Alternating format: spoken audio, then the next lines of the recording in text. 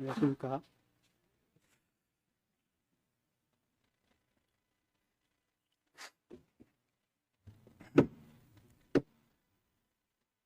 네, 안녕하십니까. 구미교회 김진희 형제입니다. 네, 오늘은 나의 시작, 이 책의 네 번째 궁창, 곧 하늘을 만드심이라는 주제로 말씀드리겠습니다. 성경 말씀은 창세기 1장 6절에서 8절 말씀입니다. 하나님이 이르시되 물 가운데에 궁창이 있어 물과 물로 나뉘라 하시고 하나님이 궁창을 만드사 궁창 아래의 물과 궁창 위의 물로 나뉘게 하시니 그대로 되니라. 하나님이 궁창을 하늘이라 칭하시니라. 저녁이 되고 아침이 되니 이는 둘째 날이니라. 아멘. 오늘은 하나님이 궁창을 만드셨다 하셨는데요. 이 궁창이라는 말은 그냥 우리가 이렇게 눈으로 보는 하늘입니다. 창세기 1장 1절에 하나님이 태초에 하나님이 천지를 창조하시니라 하실 때 그 하늘과 땅은 그 영어로 heaven이라고 표현됐는데 지금 6절에 나오는 이 궁창은 sky라고 할 수 있습니다. 그냥 푸른 창공 그런 뜻인데 하늘이라고 하면 되는데 우리나라 초기에 이제 이 성경 번역이 중국어 성경을 번역하다 보니까 중국어 번역인 이 궁창이라는 단어를 그대로 사용하게 된 것 같습니다. 일본어에서는 이제 대공, 큰 그 빌공자 대공이라고 해서 오즈라 그렇게 합니다. 그냥 하늘이라고 생각하면 간단합니다. 고대인들은 특히 히브리인들은 이 바다나 강, 호수 이런 땅에 있는 물들을 아래에 있는 물이라고 여겼고 이제 수증기가 증발해서 올라가서 이제 구름으로 있다가 비나 눈이 돼가지고 내려오게 된다고 했기 때문에 그 하늘 위에 있는 물을 위의 물 이렇게 아주 원시적인 신화적인 방식으로 생각했던 것 같습니다. 그렇지만 이 창세기는 어떤 고대의 신화를 그대로 옮겨 놓은 것도 아니고 또 지금 우리가 생각하는 우주의 생성과 기원과 같은 일종의 천체 물리학을 다루는 그런 과학 서적도 아닙니다. 단지 성경은 그 인생의 근원, 즉 하나님과 사람의 관계를 말하기 위해서 쓴 책이라고 할 수 있습니다. 그래서 창세기 1장 2절에 보면 땅이 혼돈하고 공허하며 흑암이 깊음 위에 있고 하나님의 신은 수면 위에 운행하셨다고 했습니다. 이것은 하나님이 없는, 하나님이 찾아오지 않는 상태의 인생을 의미합니다. 그러다가 이제 1장 3절부터 하나님이 처음에는 첫째 날에 빛으로 찾아오시고 오늘 두 번째 날에는 궁창으로 찾아오셨다. 그렇게 하나님이 우리를 찾아오는 방식을 구체적으로 말씀하고 있습니다. 우리를 덮어버린 물, 이것은 우리의 존재를 감추어버리는 그런 물이라고 할 수 있습니다. 그것이 나쁜 것만이 아니고 좋은 것일 수도 있습니다. 이 땅을 덮어버린 이 물이 창조의 질서를 사실은 어지럽힌 것이라고 할 수 있죠. 땅에 물이 덮여버리면 땅은 아무 쓸모가 없어집니다. 물이 논에 찰랑찰랑 있을 때는 곡식을 자라게 하지만 우리가 가을에 태풍이 한번 와가지고 이 비가 너무 많이 와서 논을 이렇게 잠겨버리면은 그 벼가 다 죽어버리지 않습니까? 그렇게 다 덮어버리면 어떤 것도 살 수가 없습니다. 인생이 바로 그런 상태였다는 거죠. 그렇기 때문에 이 물에 덮여 있는 세계를 위의 물과 아래 물로 하나님이 갈랐다. 이건 굉장히 축복의 말씀입니다.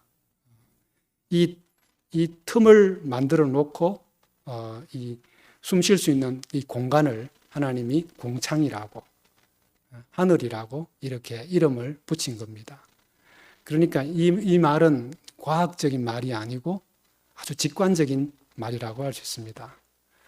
성경은 과학 언어가 아닙니다. 이건 존재의 언어이고 논리적인 말이 아니라 직관적인 언어라고 할 수 있습니다. 목사님은 제가 예전에 한번 그 질문을 갖고 찾아뵌 적이 있는데, 그때 우리 교회의 창세기 형님 누나들을 직관적인 세대다, 그렇게 저한테 설명해 주신 적이 있습니다. 제가 그때는 그 창세기 형님들에 대해서 좀 이의가 있어서 찾아뵀는데 목사님이 아주 저를 호되게 그렇게 나무라시면서 창세기 형제들은 직관적인 형제들이다. 걔들은 생각하고 계산해서 나를 따라온 애들이 아니다. 네가 그때 있었으면 네같이 생각 많고 합리적이고 계산하고 이런 사람은 나 따라왔겠냐 이러시면서 그냥 그렇게 말씀하시더라고요. 제가 그때 참 정신이 번쩍 들었습니다. 참 우리가 초창기 우리 형님 누나들을 창세기라고 부르는 이유가 그 참 괜히 부르는 이름이 아닌 것 같습니다. 창세기를 하니까 더더욱 정말 정말 볼품없는 허름한 목사님. 지금은 우리 목사님이 얼마나 우리 교회에서 참 좀 이렇게 알아주잖아요. 그런데 초창기에 형님들이 목사님 처음 만났을 때는 아마 정말 볼품없는 목사님이었을 텐데, 어떻게 그 형님들께서, 누나들께서 그 목사님을 알아보고 모든 것을 버리고 직관적으로 목사님께 끌려서 왔는지, 목사님 저한테 그렇게 직관적으로 나를 알아보고 아무런 그 미래에 어떻게 될 건지도 생각 안 하고 나를 따라온 그 형제들 때문에 내가 더 예수께로 갈 수밖에 없었다. 그렇게 저한테 얘기하시더라고요. 그래서 제가 그때 참 이 권한에 대해서 더 깊이 감사하는 계기가 됐습니다. 직관이라는 이 말은 참 어떻게 보면 설명하기 어려운 그런 인식을 우리는 직관이라고 합니다. 다르게 말하면 성경에서 이것을 계시라고 합니다. 계시라는 말은 뭐 번개가 번쩍 치듯이 이렇게 알아지는 그런 게 아니고, 이 커튼이 이렇게 펴져 있다가 어느 날 커튼이 이렇게 싹 거치면서 그 희미하던 것이 분명하게 보이는 것, 이거를 계시라고 합니다. 특별 계시 이런 걸 생각할 때 우리는 뭔가 그 바울이 다메섹에서 경험한 것 같은 그런 특별한 경험이라고 생각할지 모르지만, 그 다메섹의 그 바울의 그 사건도 그 시대의 사람들이 이해할 수 있도록 그렇게 표현한 것이지, 그걸 그냥 객관적인 사실로 사실은 생각하면 참 우리는 그 바울 안에 포함되기가 어렵습니다. 그냥 바울이 예수를 따르는, 벌써 예수님이 돌아가셨을 때니까 예수를 따르는 그 사람들을 핍박할 때 그에게서 예수가 참 궁금했고, 그 예수를 알아가는 데 있어서 그 다메섹에 갔을 때 비로소 자기의 눈이 열려가지고 예수가 누구인가를 봤다는, 그걸 말하기 위해서 그런 아주 신비적인 방식으로 성경을 표현했다고 할 수 있습니다. 그렇기 때문에 우리는 이 계시를 연구하고 분석해서 알 수 있는 게 아닙니다. 이 계시의 언어는 또 계시를 통해서만 이해할 수 있기 때문에 우리가 예수를 알아가는 데 있어서도 다 똑같은 시간에 똑같이 알아들을 수 없는 것 같습니다. 그래서 참 하나님의 은혜라고 할 수밖에 없고, 이 빛비침이 궁창으로 찾아오시는 하나님을 만나지 못한다면 우린 참 알 수 없는 사람입니다. 궁창을 두셨다. 이 말은 물과 물 사이에 공간을 만드셨다는 말인데요. 숨을 쉬어야 되기 때문에 물이 덮여버리면 만물이 숨을 쉴 수 없지 않습니까? 그래서 하나님이 중간을 갈라놓으셨는데 갈라놓으니까 숨 쉴 공간이 생긴 겁니다. 생명이 살려고 하면 반드시 숨 쉴 공간이 필요합니다. 여자는 자궁이 있어서 비어 있어서 꼭 그 남자에게 필요한 존재입니다. 그래서 그 비어 있는 것 때문에 생명을 잉태하고 또 키울 수가 있습니다. 마찬가지로 사람을 지으시고 산혼이라고 하신 이유도 비어 있다는 겁니다. 산혼이라는 것은 빈 그릇이나 마찬가지거든요. 그렇기 때문에 궁창을 만드셨다는 것은 축복의 말씀입니다. 우주가 완전히 한 덩어리로 붙어 있다면 생각해 보십시오. 끔찍하지 않습니까? 한 떡이 돼가지고 한 덩어리가 되어 있다. 이러면 어디가 하늘이고 어디가 땅인지도 없고 옆도 뭐 위도 아래도 없다고 한다면 정말 그것은 이상한 아무것도 안 되는 것이죠. 그런데 그 공창을 만드셨기 때문에 생명이 태동할 수 있게 된 것입니다. 우리는 먼저 빛이 있어야 됩니다. 그렇지만 빛이 오고 나서는 숨을 쉬어야 됩니다. 그래서 그 사람에게는 뭐 1차적인 생존을 위해서라도 빛과 이 궁창이 필요한 것입니다. 자유와 여유가 필요하다는 거죠. 너무 사람이 먹고 사는 데만 집착하면은 여유가 없지 않습니까? 그러니까 사람도 좀 틈이 있는 사람이 좋습니다. 너무 완벽한 사람은 틈이 없어가지고 그 사람에게 접근하기가 어렵습니다. 그러니까 빈틈 없다 이 말은 결코 좋은 말이 아니죠. 저도 참 빈틈 없는 사람 되려고 했는데 그럴 필요가 없습니다. 너무 완벽하면 숨을 못 쉬는 거죠. 부부 사이에도 그렇고 자녀들하고 관계도 그렇습니다. 또 목사님과의 관계도 그렇고 또 교회 안에서 형제 자매들과의 관계도 마찬가지인 것 같습니다. 참 최근에 우리 교회 안에서 이 목사님과의 틈이 생기고 형제 자매들과의 틈이 생겼습니다. 근데 좀 부정적인 거로 생각했는데 가만 생각해 보니까 참 잘 된 일이다. 틈이 생겼기 때문에 하나님이 일하실 수 있게 됐구나.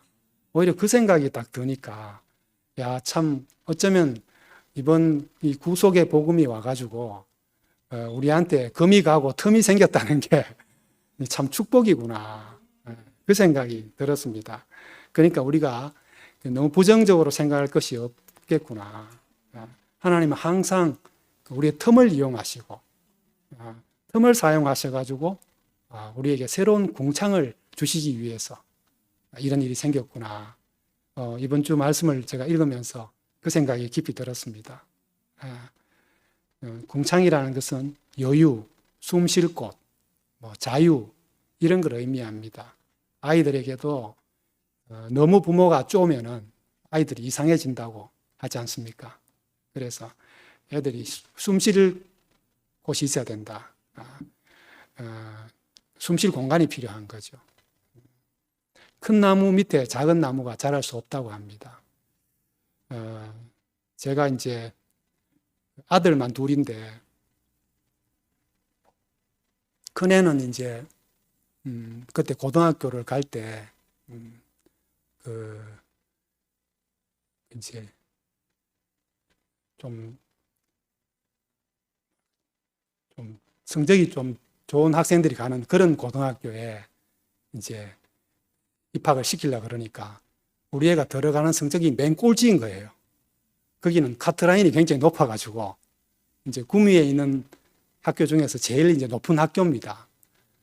그래서 너 이 성적으로 들어가면 꼴찌인데 이제 여기 들어가겠냐 하니까 이제 그때 이제 우연히 이제 목사님께 이제 그런 말씀을 드렸지만은 좀 열심히 하고 센 데 가서 붙어야 뭐가 안 되겠나? 이러시면서 그냥 거기 보내지 이러시길래 그렇게 보냈습니다. 근데 둘째 놈은 이제 제가 근무하는 학교에 오려고 하는 거예요.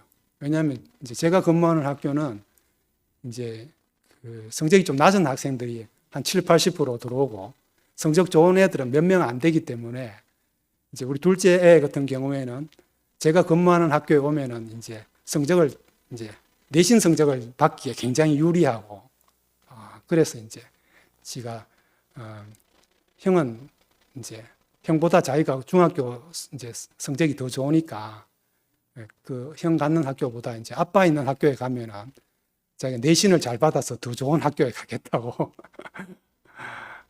그래서 이제 제가 그렇게 하게 됐는데 결국 이제 우리 둘째 아들이 제가 근무하는 학교에 와서 너무 스트레스를 많이 받아가지고 왜냐하면은 좀 이 익명성이 있어야 되고 누군지 몰라야 되는데 저 철학 선생님 아들이다. 철학자의 아들이다. 학생이고 선생님이고 할 것 없이 너무 이제 우리 둘째가 관심의 대상이 되고 뭐 수업 시간에 잠깐 졸아도 너가 아빠한테 다 일러준대 이렇게 하고 이제 뭐 하여튼 너무 그렇게 해가지고 지나고 보니까 좀 숨 쉴 수가 없었구나 그 생각이 들어서 좀 나중에 이것 때문에 저하고도 텀이 생겼어요. 정말 얼마나 아빠를 부담 없이 좋아했으면 아빠 있는 학교에 오려고 했겠어요. 저를 너무 좋아했거든요. 근데 막상 와가지고 저하고 관계가 완전히 나빠졌어요. 그래서 참 힘든 이제 과정도 겪고 이랬는데 지금은 이제 뭐 대학교에 가서 떨어져 사니까 아무 문제가 없어요. 그래서 자식을 너무 이 품 안에 가까이 데리고 있는 게 꼭 좋은 게 아니구나. 오히려 좀 내던져 놓으니까 아무 문제 없이 잘 사는데 그때 내가 이제 애 원하는 대라고 해준다고 했지만 사실 그 속에 내 욕심이 있었기 때문에 우리 영환이가 참 고생을 많이 했구나 그 생각이 들었습니다. 오늘 이 여유, 빈텀, 공창 이런 이야기를 하는데 우리 아이 키우면서 제가 참 좀 실패한 그 부분이 생각이 났습니다. 그 사람도 이렇게 참 숨 쉴 곳이 있고 여유가 있어야 되고 틈이 있어야 되는 것처럼 사회도 마찬가지입니다. 사회도 자유가 있고 여유가 있어야 됩니다.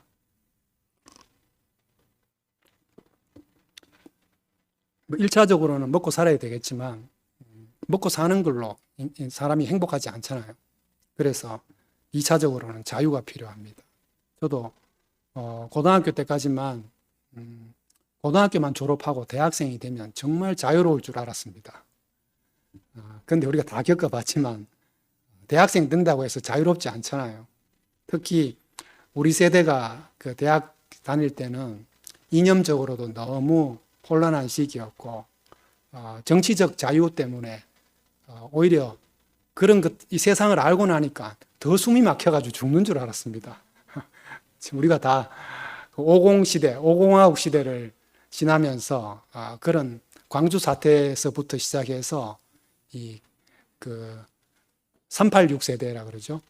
그 시대에 저도 대학을 다녔기 때문에 너무 정말 숨이 막히는 그런 걸 겪었습니다. 정말 정치적 이 자유가 없어서 숨 막히는 줄 알았는데 지나고 보니까 이 존재로만 존중받는 그런 사회를 만날 수 없었기 때문에 내가 숨을 못 쉬었구나. 우리 교회를 만나서 그렇게 알게 됐습니다. 틈이 많은 사회가 필요했구나. 소유로가 아니고 존재로 뭐 그렇게 만날 수 있는 사회를 내가 찾았구나. 교회를 만나서 그렇게 알게 됐습니다. 우리 교회는 정말 의식도 없고 뭐 교리나 틀이 없어가지고 너무 숨쉬기에 좋았습니다. 뭐 억지로 해야 될 것도 없고 강제로 뭘 요구하는 것도 없어가지고 저는 너무 좋았습니다. 숨을 쉴 수 있었습니다. 물론 여기도 자본주의니까 뭐 여기에 교회 안에 왔다고 해서 경제적 평등이 있는 건 아니지 않습니까? 분명히 우리는 경제적으로는 차별이 있지만 그것이 전혀 문제가 되지 않는 그런 교회 생활을 하면서 정말 최종적인 이상사회구나. 그 목사님과 형들 누나들의 그 공창이 여유가 정말 너무 저를 숨쉬게 하고 좋았습니다. 제가 이제 한 번은 결혼하고 저희 부모님이 이제 그 목사님을 저희 집에 초대한 적이 있습니다. 오늘도 이제 조금 전에 점심을 부모님이랑 같이 내일 이제 어버이날이라 가지고 같이 모시고 가서 식사를 하고 그렇게 오는 길인데 안 그래도 그때 일을 이야기했습니다. 그때 사실 제가 반대하는 결혼을 했기 때문에 그 아버지는 이제 목사님이 주례하는 게 못마땅했고 아버지가 장로님으로 계시던 그 교회에 목사님이 주례를 했으면 했는데 제가 끝까지 우리 목사님 주례 안 하면 결혼 안 하겠다고 해가지고 그래서 이제 그 목사님 말씀하시고 그 모교회에 이제 우리 목사님은 기도 한번 이제 순서에 넣어주는 걸로 그렇게 해서 아버지가 굉장히 화가 많이 났습니다. 그리고 이제 결혼식 끝나고 또 제가 이제 학생 신분이었기 때문에 어쩔 수 없이 이제 부모님 밑에 이제 우리 자매를 데리고 이제 시집살이를 아버지가 1년도 안 데리고 살고 바로 밖에 내보낼 수 없다 해가지고 아버지는 이제 그렇게 해서 저를 대구교회에서 빼내려고 이제 작전을 세우고 이제 저희 집에 이제 들어오게 한 겁니다. 신혼여행 가기 전에 분명히 그 목사님 대명 10동 그 뒤에 세신주택이라고 쪼매난 그 주택에 신혼집을 얻어놓고 신혼여행 갔다 왔는데 갔다 오니까 다 우리 집으로 본가에 돌아와 있더라고요. 모든 게. 그렇게 해서 이제 할 수 없이 이제 부모님이랑 같이 살게 됐는데 저희 부모님도 이제 주례하신 목사님께 사례도 제대로 못했다. 그래서 한번 집에 모셔가지고 식사를 대접하고 싶다고 그렇게 이제 목사님을 초대하게 됐습니다. 이런 상황 잘 아시잖아요. 한 20명이 오로로 이제 이렇게 몰려가게 됐습니다. 아버지, 어머니는 이제 목사님하고 뭐 기껏해서 한 대여섯 명 정도 생각했는데 뭐 슬리퍼 신고 반바지 입고 막 어머니가 너무 놀란 게 한 20명 오는데 단 한 명도 성경책 들고 온 사람이 없더라면서. 그리고 목사님도 식사 전에 예배라도 한번 할 줄 알았는데 바로 막 식사하시고 식사 기도도 한번 안 하시고 막 이러니까 완전히 막 충격을 받으신 거죠. 근데 이제 진짜 결정적인 충격은 식사 다 끝나고 어머니가 목사님한테 이제 간곡한 마음으로 우리 진이를 좀 그 모교회로 좀 돌려보내 주세요. 제가 매일 새벽 기도하면서 하나님께 기도하고 있습니다. 목사님 이제 우리 진이를 우리 교회로 좀 돌려보내 주세요. 그렇게. 그러니까 밥 잘 먹고 분위기가 사해졌습니다. 그때 목사님께서 어머님께서 그렇게 진이를 위해서 기도하신다니까 저는 별도로 진이를 위해서 기도하지 않겠습니다.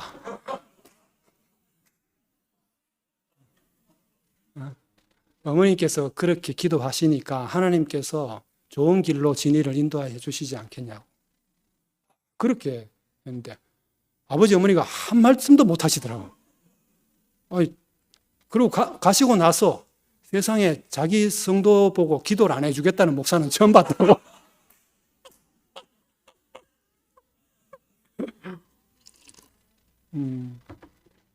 오늘 식사하면서 그 생각이 났습니다. 정말 목사님 참 그때도 여유가 있으셨구나. 거기서 그냥 어머님 기도를 들어주시기를 원한다고 더 좋은 곳으로 하나님 인도해 주시길 바란다고 저는 진이를 위해서 기도하지 않겠습니다. 괜히 양쪽에서 기도하면 충돌 나니까. 그렇게 해서 우리가 참 웃으면서 이렇게 너무 분위기 좋게 그렇게 식사 모임을 했던 기억이 납니다. 저는 참 시간이 그렇게 지나면서 그런 목사님이 너무 좋았고 여유가 있는 우리 교회가 너무 좋았습니다.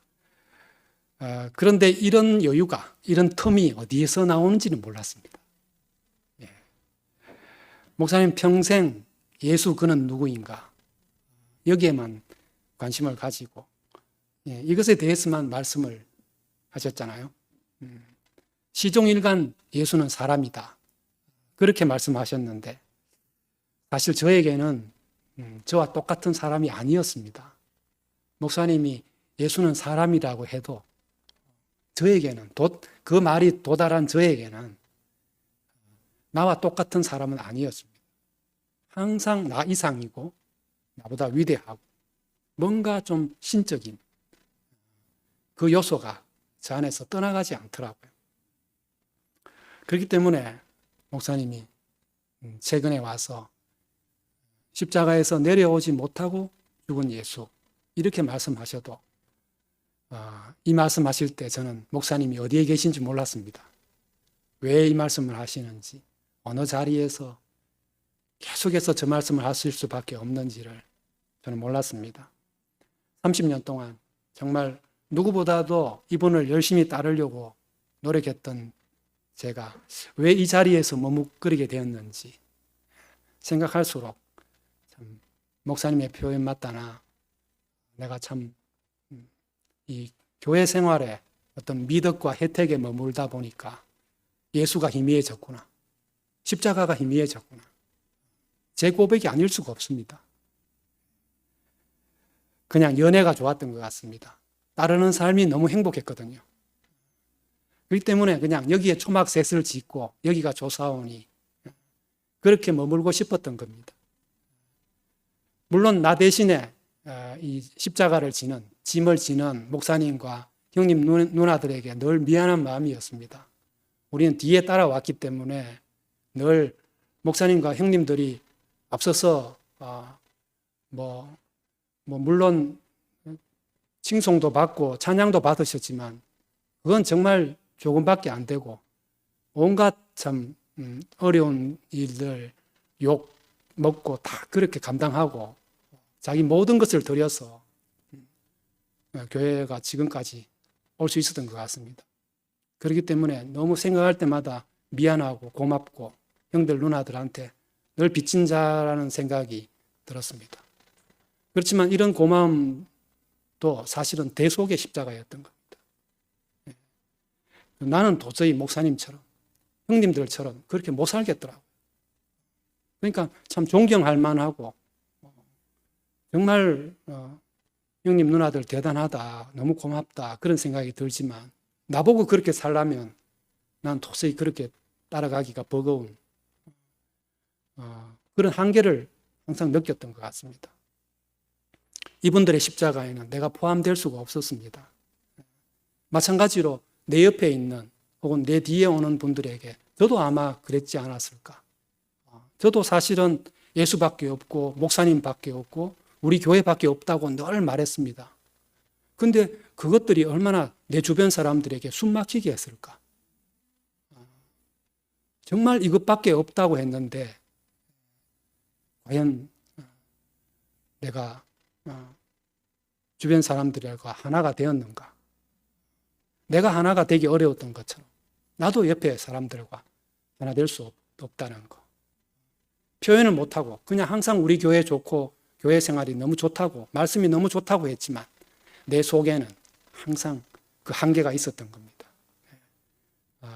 이 구속의 복음이 오지 않았더라면 그 내 속에 있는 진실을 감추고 그냥 죽을 뻔 했을 것 같습니다. 그런데 이 마지막 복음이 와서 제 자신이 완전히 이렇게 드러나게 된 게 너무 감사하고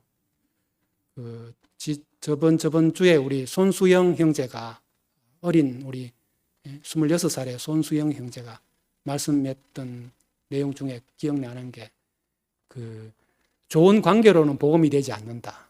그 말씀이 저는 참 그날 제 마음에 와닿았습니다. 좋은 관계, 물론 좋지만 그 더 좋은 관계를 갖고 있는 사람 앞에는 복음이 안 된다는 겁니다. 그리고 혼자 있는 걸 좋아하는 사람에게도 복음이 안 된다. 야, 그 말이 저한테 참 충격이었습니다. 우리가 자랑하는 이 천하에 없는 대구교회, 좋은 관계, 이 관계의 복음, 구속의 복음이 오기 전까지 저에게 대구교회 복음은 사실 그런 거였습니다. 좋은 관계, 미덕의 복음이었습니다. 그렇지만 이것은 만민에게, 모든 사람에게 복음이 되지 않는 거였습니다. 예수를 몰라도, 교회를 안 다녀도 잘 사는 사람들에게 줄 수 있는 복음은 구속의 복음밖에 없습니다. 예수가 십자가에서 내려오지 못하고 죽은 이 운명은 설령 지금 그들이 거부한다 하더라도 모든 인생의 운명이고 이 자리에 포함되지 않을 사람은 아무도 없습니다. 그래서 이것이 마지막 복음입니다. 최종적인 겁니다. 왜 마지막이라고 하느냐? 그렇게 지금도 다양성을 주장하고 어떤 여지를 남겨야 된다라고 하시는 분도 있지만 사실은 바울이 예수님을 말할 때 마지막 아담이라고 했습니다. 분명히 예수님 이후로도 얼마나 지금까지 2000년 동안 많은 아담들이 태어나고 죽었습니까?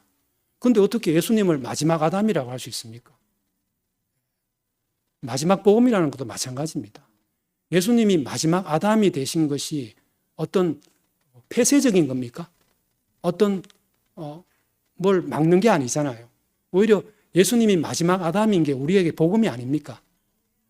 그런 것처럼 이 구속의 복음이 마지막 복음인 것은 이게 우리에게 축복인 겁니다. 설령 우리가 이 복음에서 또 눈이 멀어지고 아직 이 복음을 못 받아들이는 사람이 있다 하더라도 마지막 복음이 왔다는 것은 예수 안에서 또 지금은 목사님을 통해서 이 마지막 복음이 우리한테 왔다는 것은 축복입니다.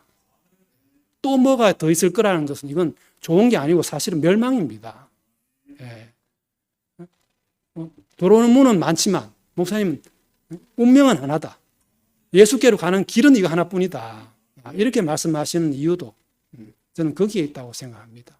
이것은 절대 폐쇄적인 구조가 아니고 축복의 말씀이고 마지막 복음이 있다는 것이 우리 인생을 더 이상 방황하지 않게 하는 겁니다. 우리가 상태가 어떻든 이렇든 저렇든 간에 마지막 복음이 있다는 것, 이거 얼마나 우리 인생을 복되게 하고 더 이상 방황하지 않게 하는지 모릅니다.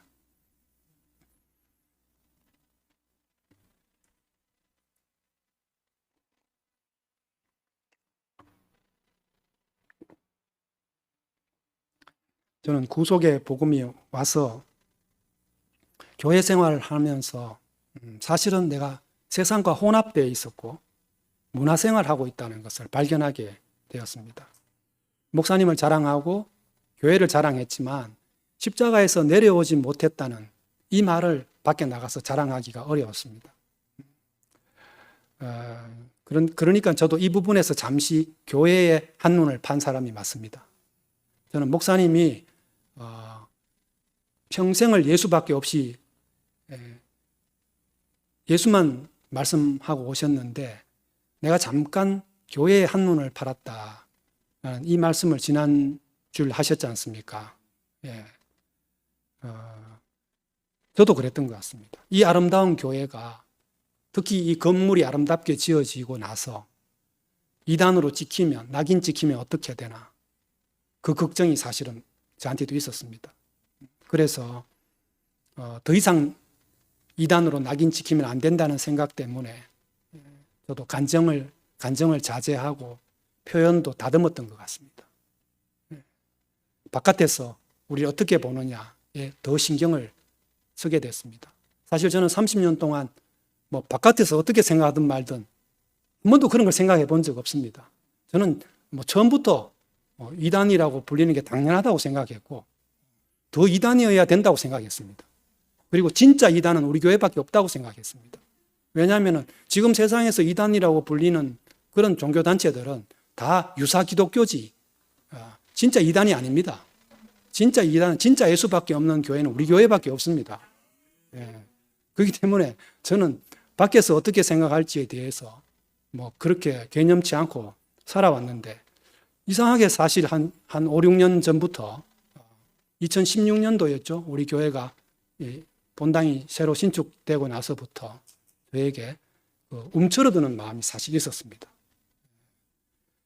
목사님이 교회에 대해서 한눈 팔았다고 사과하신 부분도 저는 이 부분이라고 생각합니다. 저는 한 번도 목사님이 교회에 한눈 파신 적이 없는 분이라고 저는 알고 있습니다.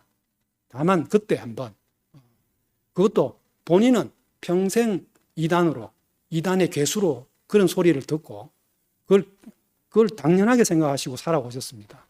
저는 한 번도 그것 때문에 목사님이 위축되거나 그것 때문에 그걸 뭐 힘들어 하신 걸 전 본 적이 없습니다. 너무 당당하셨고 문제로 삼지 않으셨습니다. 그런데 이상하게 그때 그 2011년도에 그 사건도 있었고, 그 뒤로 목사님이 늘 부담을 갖고 계셨고, 내가 죽고 나서라도 형제 자매들이, 내 뒤에 남은 형제 자매들이 이단이라는 것 때문에 힘들까 봐 목사님이 그때 마음속 깊이 그 염려하는 마음이 있었던 것 같습니다. 그래서 우리가 그 굴레를 계속 뒤집어 쓰고 사는 것이 안타까워서 잠깐 그 문제에 신경을 쓰셨고, 그래서 실수를 했다면 그때 실수하셨다고 저는 생각합니다. 잘못이라면 그거밖에 저는 목사님 잘못이 없다고 생각해요. 우리를 너무 생각했다는 거죠. 본인은 이미 그렇게 사셔도 아무 문제가 없으셨던 분이고, 그렇게 당연하게 생각하셨잖아요. 그런데 이제 후세대들을 생각하시는 그 마음 때문에 그때 목사님이 잠깐 교회를 생각했다. 저는 그렇게 알고 있습니다. 그렇지만 저는 이런 목사님의 이 실수, 빈틈이 있어서 오히려 이 복음이 왔다고 생각합니다. 그래서 저는 너무 감사합니다. 목사님의 실수를 사용하셔서 하나님이 우리에게 새로운 궁창을 창조하셨구나. 감동입니다. 정말 저는. 어떻게 실수까지, 아브라함이 이스마엘을 낳는 실수를 사용하셨고, 또 야곱이 요셉을 너무 편애해가지고 자식을 둘이나 잃게 되는 상황까지 가서 마지막에 바로를 축복한 일이나, 또 80세의 모세가 그 40세 때 혈기방장할 때 그 실수 때문에 정말 아무것도 아닌 양치기가 되었다가 다시 하나님께 불려져 가지고 400년 노예 생활했던 이스라엘을 출애굽시킨 것처럼 목사님 늘 그 길을 걸어오셨던 겁니다.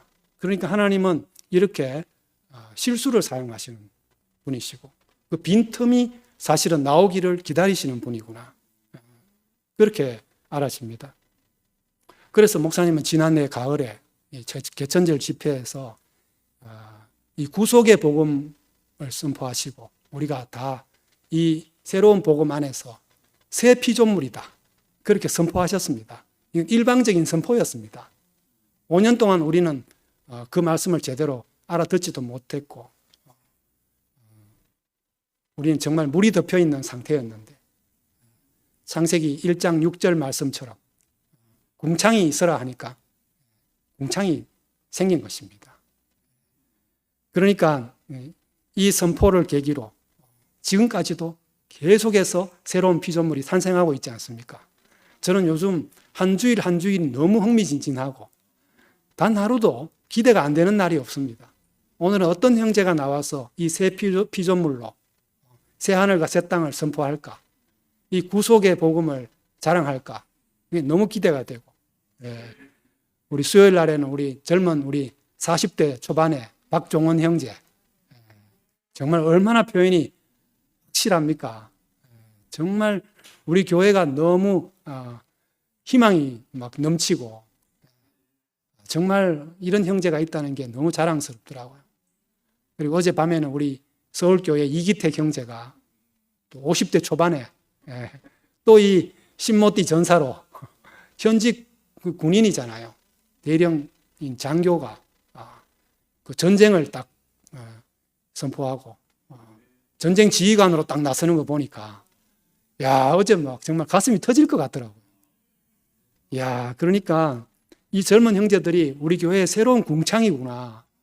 야, 우리가 이 형제들 안에서 숨을 쉬게 됐구나. 이 생각이 드니까 너무 희망적이고 하나님 하시는 일이 정말 놀랍다는 생각이 들었습니다. 구속의 복음이 오니까 우리가 다 이제 빈틈없이 살려고 애쓰지 않게 된 것이 너무 감사합니다. 빈틈이 더 좋다는 것을 알게 됐습니다. 사실 예수님도 빈틈이 없는 분이었는데 마지막에 큰 구멍을 내고 말았습니다. 완전 빈틈이 드러났습니다. 그건 내려오지 못하고 죽은 겁니다. 이게 예수님에게 있어서 강력한 메꿀 수 없는 큰 빈틈이었고, 그런데 이상하게 하나님은 이 빈틈을 궁창으로 만드셔가지고 모든 사람을 이 안으로 부르셨다는 겁니다. 야, 정말 놀랍지 않습니까? 무리를 걷고 오병리어로 5,000명을 먹이고 죽은 나사로까지 살린 분, 이 자리에서는 빈틈이 없습니다. 사람으로서 우리가 들어갈 자리가 없습니다. 그런데 이 범접할 수 없는 신성으로 가득 찬 예수가 마지막 자리에서 내려오지 못하고 죽었다. 끝내 내려오지 못하고 죽었다.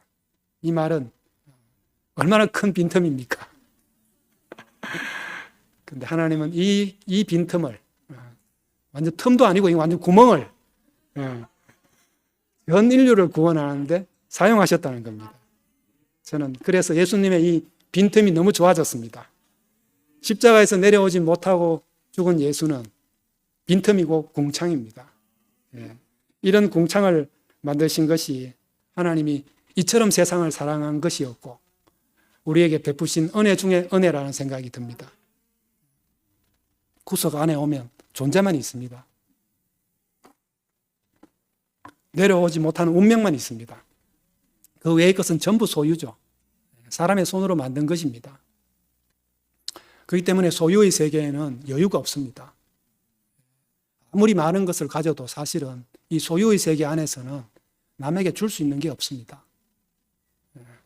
종교도 마찬가지죠. 아무리 열심히 믿고 기도하고 선한 행실을 해도 결정적인 순간에 자기 공로가, 자기 의가 탁 나타나게 되어 있습니다. 그러니까 이 결정적인 순간에 나타나는 선악과 때문에 우리도 얼마나 그동안 힘들었습니까? 그런데 목사님이 성육신을 수정합니다 하시면서 점진적으로 성화되는 그 거듭남 아니다. 우리 자기령님 요즘 히트치고 있는 적시복음, 이 노뱀인, 이 참사람인, 내려오지 못한 참사람 예수만 보면 적시 그냥 거듭나는 거다. 이 자리가 딱 지금 오니까 야, 정말 우리는 전혀 다른 세계로 순간이동한 것 같습니다. 목사님이 궁창을 만드셨다는 이 부분에서 또다시 요한복음 8장과 9장 이야기를 다시 또 하셨습니다. 8장에는 잘 알다시피 그 간음하다가 현장에 붙잡힌 여자 이야기입니다. 이 이야기를 하시면서 목사님은 그 간음한 여자를 돌로 쳐 죽여야 한다는 사람들이 얼마나 여유가 없는 사람인가, 얼마나 그들에게 궁창이 없었으면 이렇게 완악하게 할 수밖에 없었는가를 말씀하셨습니다. 조금 여유가 있다면 한번 다시 생각해 볼 수 있을 텐데 한치의 여유도 없었고 바늘 구멍만한 틈도 없었다고 합니다. 종교가 그런 것입니다. 얼마나 강박한지.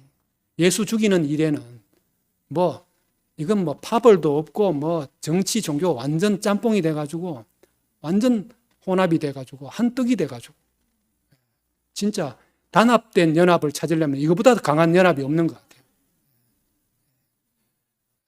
그런데 예수님은 죄 없는 자가 먼저 돌로 치십시오. 이렇게 한마디 했습니다. 이 공창이 있는 사람이 아니면 이렇게 말 못합니다. 그래서 사람들이 이 한마디 말을 듣고 생각해 보니까 자기들도 다 공창이 있어서 살았잖아요. 죄 없는 사람이 어디 있습니까? 그런데 다 용서받고 살았는데 그런 생각이 그때서야 들어가지고 하나 둘 돌을 놓고 다 돌아갔다는 거 아닙니까? 그때 예수님이 그 여자에게 나도 너를 정죄하지 아니하노니 가서 다시는 죄를 범치 말라. 이렇게 말하고 보냈다는 겁니다. 이것을 왜 요한이 기록했겠습니까? 예수님이 어디 성품이 좋아서 신성을 가졌기 때문에 이렇게 용서했다. 옛날에는 그렇게 알았습니다. 그게 아니었습니다. 구속의 복음 안에 와보니까 사람이라야지 사람을 존재로 볼 수 있구나. 이걸 말하기 위해서 그가 구속 안에서 회복된 참 사람이었기 때문에 이 여자를 존재로만 볼 수 있었구나. 그리고 위치를 이탈한 모든 사람이 사실은 다 간음한 여자고 위치 이탈 자체가 다 우리가 간음한 여자잖아요. 그렇게 했기 때문에 예수님은 이 여자에게 공창이 된 것입니다. 저도 이 여자 안에서 너무 제 인생이 발견이 됩니다. 저는 간음하고 있는지조차도 몰랐습니다. 그런데 한 분이 우리에게 공창이 되어 주셨습니다. 요한복음 9장도 마찬가지입니다. 나면서 소경된 자 이야기가 나오는데 사람들은 이 사람의 소경된 것이 누구 잘못입니까? 이렇게 자꾸 이제 몰고 갑니다. 이 사람의 죄 때문입니까? 이 사람 부모의 죄 때문입니까? 정말 벌 받아서 그런 거 아니냐 이 말이죠, 사실은. 무슨 죄를 저질렀으니까 이런 일이 있지. 그냥 이런 일이 있겠냐. 그런데 예수님은 이 사람이나 그 부모의 잘못이 아니고 그에게서 하나님 하시는 일을 나타내려 하고자 합니다. 이렇게 말했습니다. 얼마나 놀라운 말입니까? 엉뚱한 대답 같지만 얼마나 여유가 있는 말씀입니까? 하나님을 영광을 나타낼 때 우리한테 여유가 있습니다. 우리가 어떤 일을 만날 때 어떻게 해야 되겠나, 앞뒤가 꽉꽉 막혔을 때 어찌할꼬 이럴 때 하나님이 무슨 일을 하실지 모르겠다, 기다려보자, 이렇게 할 때 얼마나 우리 안에 여유가 생깁니까? 사람들은 누가 와서 너를 눈을 뜨게 해주게 됐냐, 눈 뜬 사람한테 와서 또 그걸 족칩니다. 누가 안식일 날 너를 눈 뜨게 했냐. 그러니까 이 사람들은 사실은 눈 뜨는 데는 관심이 없는 사람들입니다. 그냥 왜 안식일 날 일을 했느냐, 왜 안식일을 어겼느냐, 이제 이렇게 또 물고 늘어지는 거죠. 얼마나 여유가 없으면 이렇게 하겠습니까? 사실 눈을 떴다면 얼마나 좋은 일입니까? 축하해 줘야 될 일이고, 목사님은 절에 가가지고 눈을 떴다 해도 우리가 다 축하해 줘야 되지 않냐? 왜 절에 가서 눈 떴냐고, 어떻게? 그게 종교적인 강팍이잖아요. 누가 눈 뜨게 해줬든 나면서부터 소경된 사람이 눈을 떴는데 얼마나 감사할 일이고 얼마나 축하해 줄 일입니까? 그런데 우리는 종교 안에서 그럴 수 없었던 사람입니다.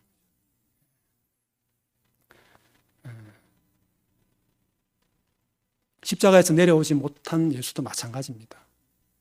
구약에는 그 신명기 21장 23절에 나무에 달린 자는 다 하나님께 저주받은 자라는 말이 있습니다. 그렇기 때문에 바울도 의인은 결코 나무에 달려 죽지 않는다. 그렇기 때문에 이 십자가의 구속이 끄리끼게 됐다라고 말하고 있습니다. 제자들도 다 이 사실을 알았기 때문에 도망친 겁니다. 더 이상 희망이 없었던 거죠. 마지막 어떤 일이 벌어질 줄 알았는데 나무에 그것도 비참하게 달려 죽었으니까 그 죽음치고는 사실 최악의 죽음이죠. 유대인들에게 가장 끄리끼는 죽음이라고 할 수 있습니다. 그렇기 때문에 제자들이 다 도망치고 말았습니다. 이틀을 머물 수 있는 여유가 제자들에게 없었던 거죠. 저도 마찬가지입니다.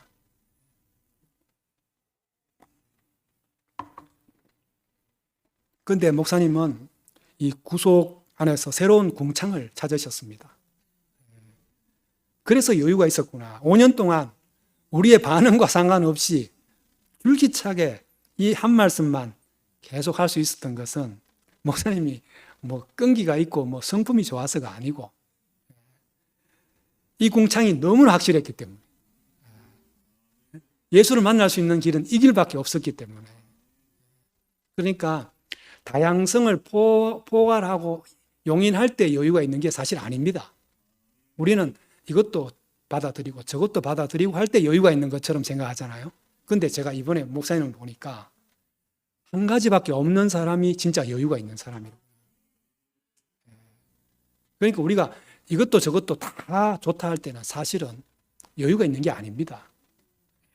그러니까 목사님이 이 길 말고는 다른 길이 없다는 거 너무 확실했기 때문에 계속해서 이 말씀을 하셨구나. 뭐 언젠가는 우리가 여기 다 들어올 거니까 하나님에게는 시간이 없는 겁니다. 우리한테만 시간이 있지. 목사님이 찾아낸 이 공창, 이 여유, 저는 어느 날인가 제 자신에게도 이 공창이 열렸습니다. 거기에 가보니까 예수님도 있고 목사님도 있고 또 먼저 발견한 형님 누님들 다 있고 형제 자매들이 거기에서 다 만나졌습니다. 평생 만나고 싶었던 예수님을 저는 이 자리에서 비로소 만나게 됐습니다. 이분을 만났는데 얼마나 내 정체성이 확실해지는지 내가 누군지를 이제야 알게 됐습니다. 내려오지 못한 사람. 이 운명이 바로 나구나. 십자가에서 내려오지 못하고 죽은 이 자리가 바로 제가 그래서 그 해리포터의 9와 4분의 3 지점이라고 그렇게 제가 표현했습니다. 정확한 지점이 나타난 겁니다. 야, 내가 이 자리가, 이 지점이 내가 이분에게로 들어갈 수 있는 통로구나. 유일한 통로구나. 라는 걸 알게 됐습니다. 내려오지 못한 이 6글자. 내려오지 못한. 목사님 지금 이 6글자 안에 모든 인류를 이 6글자 안에 다 모으고 계십니다. 그러니까 그동안 기독교가 우리 교회도 십자가 얼마나 많이 했습니까? 우리 교회 십자가 빼고 어디 말씀이 뭐 됩니까? 그리고 죽음에 대해서도 얼마나 많이 이야기했습니까? 그런데 십자가도 분명히 예전부터 있었고 죽음도 예전부터 말씀해왔지만 내려오지 못한 이 글자는 처음입니다. 2000년 역사상 처음 나온 말입니다. 그렇기 때문에 이 6글자가 너무 중요한 글자죠. 그러니까 이건 존재의 언어입니다. 이 언어 속에서 우리가 숨 쉴 수 있는 예수를 만나게 된 겁니다. 공창이 된 예수를 만나게 된 겁니다. 이 자리에서만 예수와 내가 하나로 만날 수 있겠구나. 정말 평생 예수를 믿으면서 우리 모두의 소원이다. 예수 한번 만나는 거 아니었습니까? 그런데 제가 드디어 만났습니다. 그래서 제가 뭐 다 이뤘다 감히 말할 수 있다고 한 겁니다. 제 인생에 예수 만났으면 뭐 됐지. 뭐가 더 필요한 게 없습니다. 그렇기 때문에 우리 목사님도 누가 뭐라든 아랑곳하지 않고 이 말씀 하셨구나. 이 새로운 언어가 그분 자신에게 공창이었구나. 특히 숨 쉬는데 제일 약한 분이잖아요. 우리 목사님이. 숨 쉬는 게 제일 약한 분입니다. 그러니까 목사님은 어쨌든 간에 숨 쉬는 공창이 필요했던 거예요. 그런데 그 전까지 예수를 그렇게 말씀해도 자기 자신이 그 예수에게 숨을 못 쉬었다는 겁니다. 그러니까 폐에 약한 목사님이 우리 목사님에게 너무 감사해요, 저는.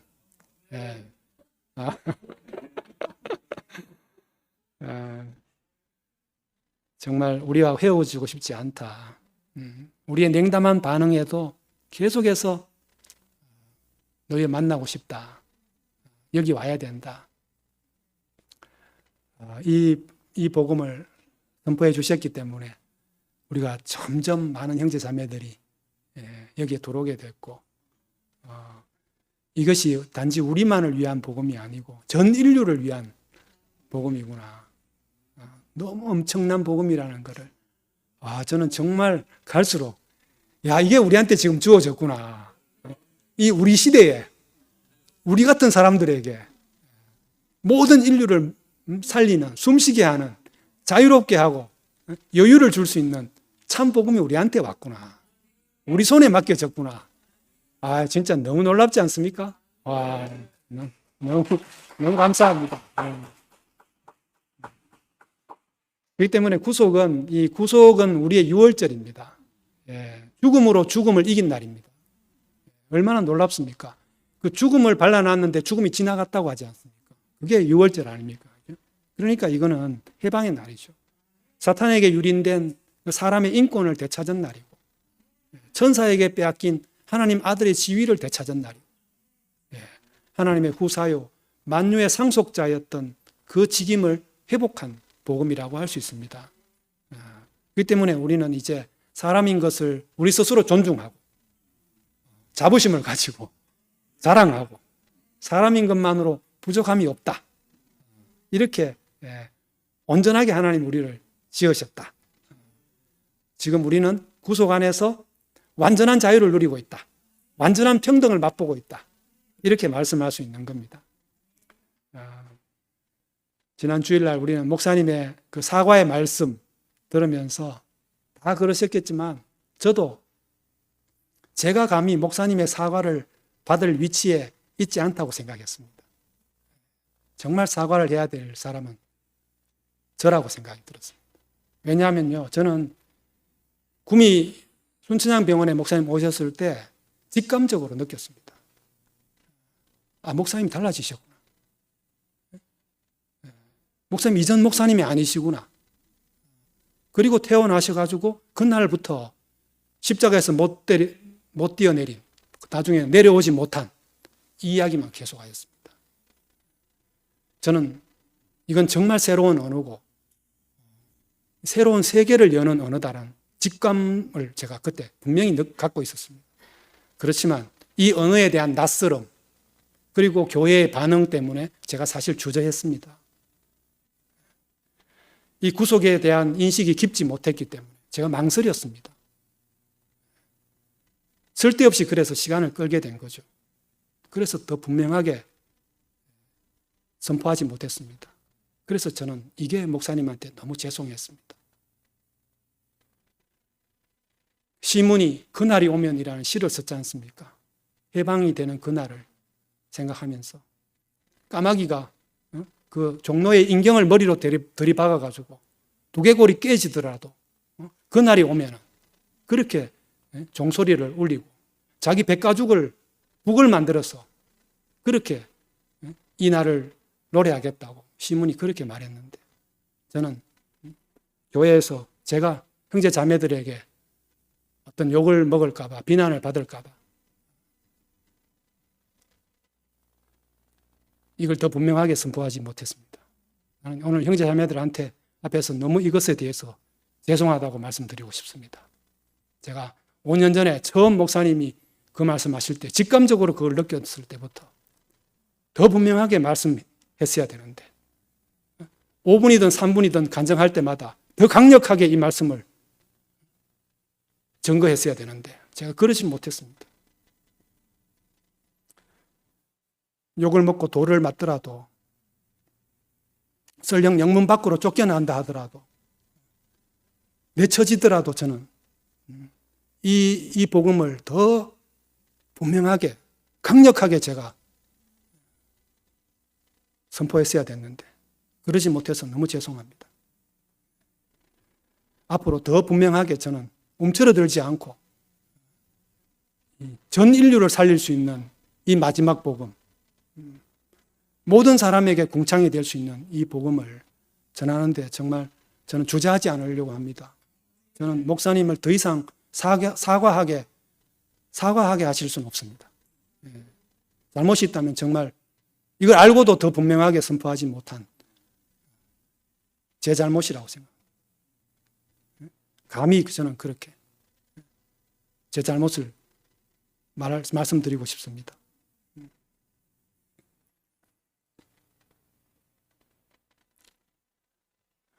목사님이 이 궁창을 만드신 이 부분을 말씀하시면서 계란 속에 작은 공기 주머니가 있다라고 한 표현을 하셨는데 정말 신기했습니다. 정말 이렇게 절묘하게 궁창을 표현하실 수가 있을까? 2019년도에 이 말씀하실 때 제가 현장에서 방송이지만 제가 듣고 그때 그 생각을 했습니다. 자기 자신으로 도저히 빠져나올 수 없는 그런 실패한 자리에서 목사님이 그 작은 틈 속에 있는 공기를 마시고 살아나신 분이었기 때문에 저는 이 말씀을 하셨다고 생각합니다. 그것이 아브라함의 길이었고 야곱의 길이었고 모세의 길이었다고 생각합니다. 그리고 그것이 최종적으로 예수의 구속 안에서 완전히 성취되었다고 저는 생각합니다. 정말 우리는 목사님을 볼 때마다 너무 신기한 분이라는 생각이 듭니다. 병으로 보면 정말 절망적인 병이고 고칠 수 있는 병이 아니지 않습니까?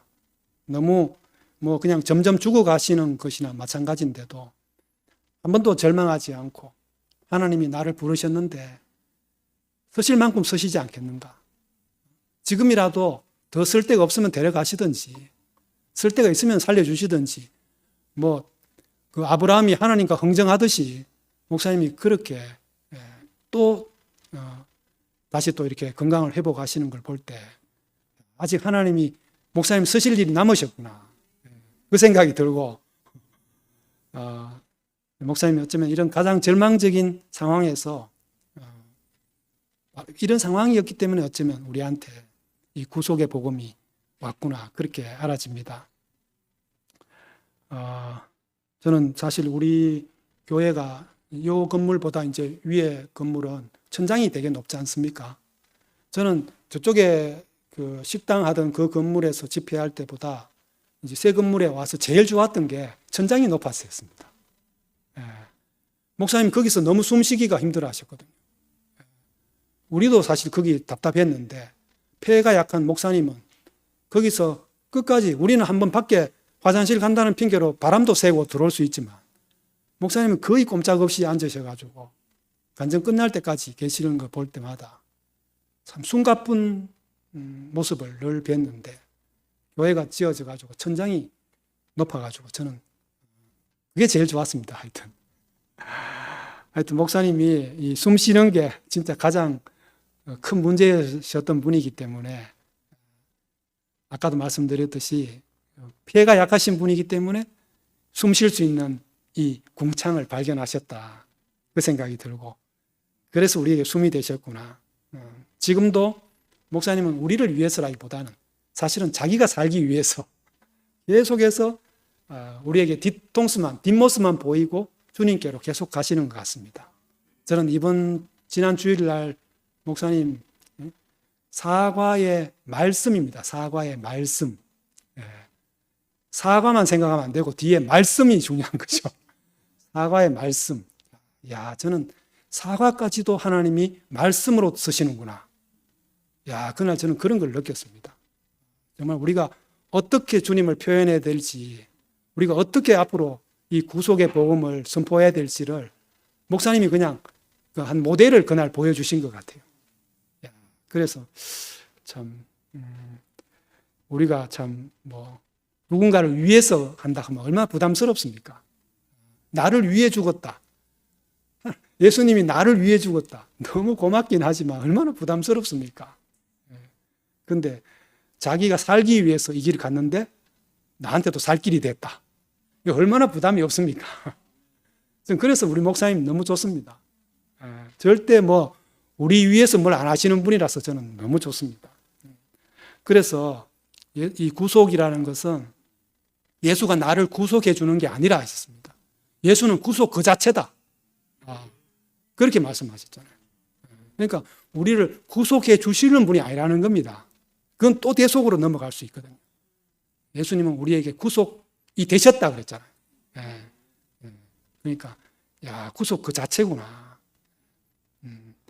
그래서 하나님이 이 궁창을 만들고 어떤 사람들은 기뻐했다는 말이 궁창 만들어 놓고만 기뻐했다는 말이 없다 해가지고 궁창 만든 건 좀 별로 안 좋게 생각하는 그렇게 해석하는 사람도 있는가 봅니다. 그런데 오늘 저는 이 말씀을 보면서 궁창을 만드셨다는 게 엄청나게 축복의 말씀이구나. 숨 쉬는 게 제일 큰 문제 아닙니까? 빛만 있어도 되는 게 아니고 빛으로 찾아오시고 바로 그 다음에 둘째 날에 궁창을 만드셨다. 이 얼마나 우리한테는 감사한지 모릅니다. 어떻게 예수는 우리에게 이런 궁창이 되셨나? 요한복음 8장 32절에 진리를 알지니 진리가 너희를 자유케 하리라. 유명한 그 말이 나옵니다. 진리는 여기서 참이고 사실이잖아.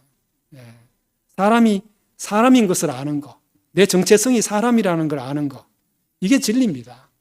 예. 그러니까 십자가에서 내려오지 못한 이 사람이 참 사람이고 그 사람이 바로 나라는 걸 알게 된다면 우리는 자유할 수 있는 거죠.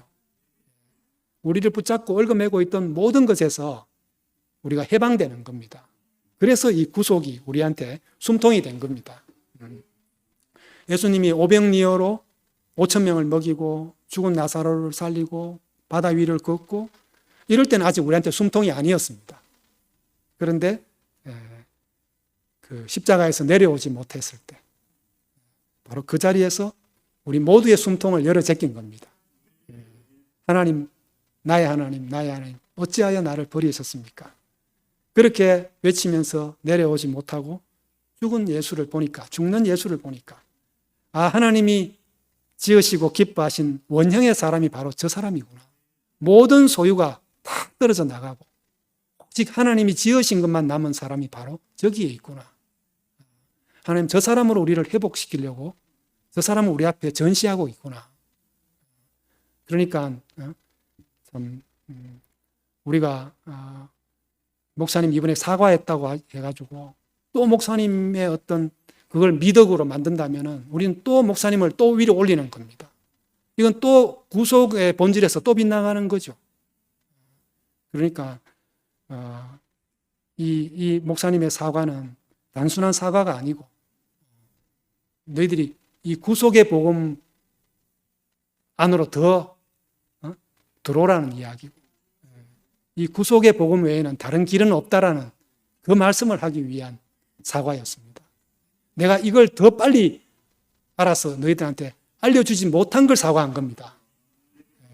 그러니까 얼마나 우리한테 축복의 사과입니까? 여기서 뭐 목사님이 사과했으니까 내가 사과 받겠다.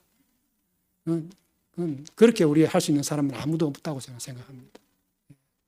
나의 시작 125쪽에 나오는 마지막 구절을 제가 읽고 마치겠습니다. 궁창이 열렸다. 이것이 둘째 날이다. 나는 잠잘 때에도 산소호흡기를 끼고 자야 한다. 산소 포화도를 재고 있어야 하는 사람이다. 그러니 얼마나 궁창이 중요한가. 하나님이 우리에게 주신 이 궁창을 여러분이 100% 누리길 바란다. 100% 누리고 전파하기 바란다. 하나님이 궁창을 만드셨다. 이것을 전하는 것이 복음이다. 아멘. 기도하겠습니다. 은혜로 오신 아버지 하나님, 우리는 사탄이 뿌려놓은 선악과의 물에 덮여서 하나님이 내려올 수도 없었던 그런 혼돈과 공허와 흑암 가운데 있었던 사람이었습니다. 사탄의 물타기에 숨이 막히고 있었지만 어떻게 숨을 쉬어야 할지 모르는 그런 답답한 사람들이었습니다. 그러나 하나님께서 구속의 빛으로 찾아오시고 구속의 궁창을 만들어 주셔서 이제는 숨을 쉬고 참된 자유를 누리게 되었습니다. 십자가에서 내려오지 못하고 죽은 예수께서 우리의 궁창이 되셨고 이분이 우리의 호흡이 되게 하신 것을 감사합니다. 이 구속의 복음, 최종적인 복음을 더 분명하게 선포하여서 우리가 만나는 모든 사람들에게 우리 자신이 궁창이 되고 숨터가 되기를 원합니다. 주 예수님의 이름으로 기도합니다. 아멘.